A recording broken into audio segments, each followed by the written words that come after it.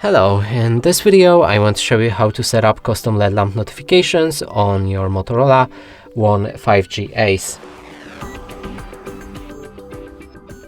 And to do this you will need to open a Google Play Store, look for NotifyBuddy.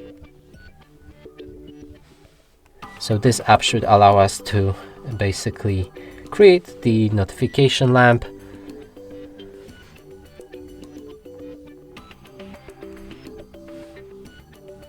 Now move to the next step in the setup and allow 2 permissions for the app.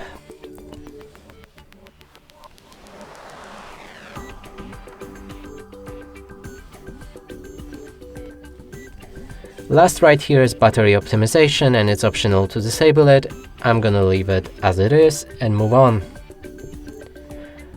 Right now you can use the app and there's 4 tabs: User, System, Active and Settings. In User you can pick any apps that you've just installed to notify you with the LED lamp.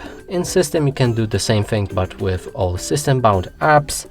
In Active you can find all apps that you've just activated, and in the Settings you can change anything about your LED lamp, like a size, shape, placement on the screen. Now let's click on the test button to see the LED lamp. It should be in the left top corner of the screen.